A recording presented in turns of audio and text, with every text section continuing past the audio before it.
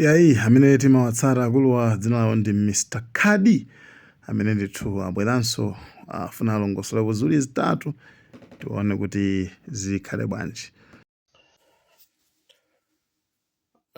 Akuluakulu ma elections ndiye afika pachimake kampeni lipenipeni ya hot.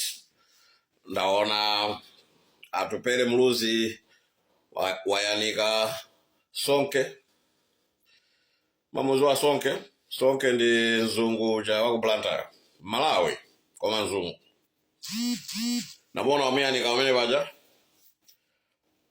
ama nena kuti pita wamthalika wakula wamakudzayanika Sonke. Anyway, then that is man. Most of the times nthawi zambiri anthu amanena zinthu zimene akufuna kuti muve nthawi imene ndimene makhalira ndani ambiri akubwera ndi ma promises awo akukuwuzani kuti mudzativotere ife koma iyi ndingokupasani ndi phunziro. Mukamakavota musakavote chifukwa chokuti mumaona munthu ameneyo kumisonkhano yake kumakhala anthu ambiri. Imene ijayi ndi mirage, ndikukupusisani kukupangisani niyo kuti muone ngati anthu akunkonda munthuja. MCP Mumba anali ku Bolero Plumpyo dzulo kandidzana amapanga whistle stop yake ija and anthu samabwera ya because anthu anatulukira kuti ndi manyaka ndi manyaka. He's not a smart guy. Nde kumene kuja anthu anakanika kubwera anayamba kugwiritsa ntchito chinkweza mawu ndikumawuza anthu libwera nimuzaleke ma 10,000 ndi amene anthu akhangatadzadzana. Nde ndale zake zimenezi anthu aku Malawi azindikira munthu amene adzavotere. Voti yachinsisi imene ndikuidziwa ine anthu akuzamvotera Kabambe uja ndi amene akukamba zinthu zomveka kampeni yonse, ndi amene ali ndi vision masomphenya, ndi amene ali ndi plan execution, ndi amene akudziwa mmene dziko lingayendere kumbali ya zachuma economy. Ndi akuluakulu ndikuwuzeni mukamakavota tazisiyeni zoti mukuvota chifukwa chokuti ndi wakumudzi kwanu, ndi mlomwe nzanu, mtumbuka nzanu, mchewa nzanu. Votani munthu amene mukudziwa zokuti uyuyu zimene akuyankhulazi ndikumvana nazo and zipititsa dziko patsogolo.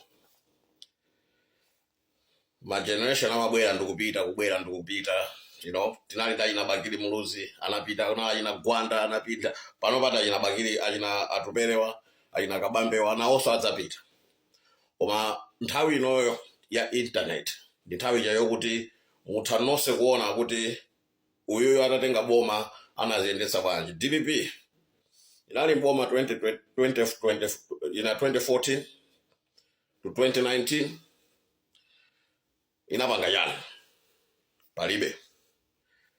MCP yatenga boma yapanga chani palibe.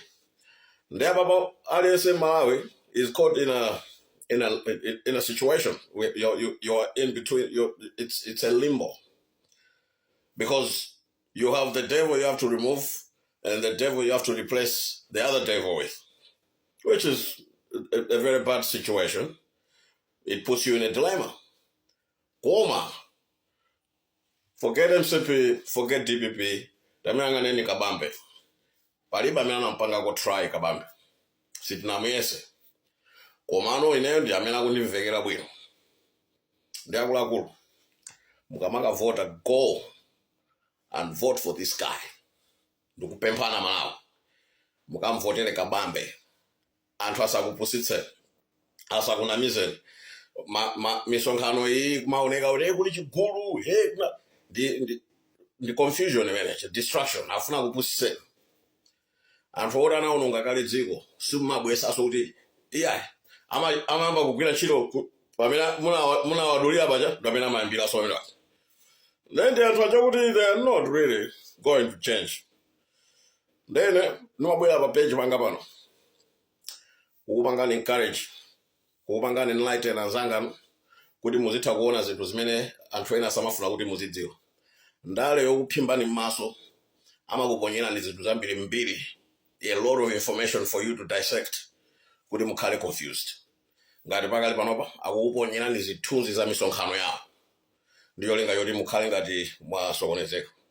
Koma mutuluke in that scenario, look at it from afar, muona kuti MCP ndi DPP akukambirana zofanana, akupanga zofanana, akukhululukirana milandu, akupanga ma silent deals kumbali, because akudziwa zokuti kabambe akangobwera apanga flip the script, asintha zinthu, akumuopa. Then my guy, I'm going to work. I just wanted to tell you, think hard, musanakavote, muvotere munthu amene asinthe Malawi.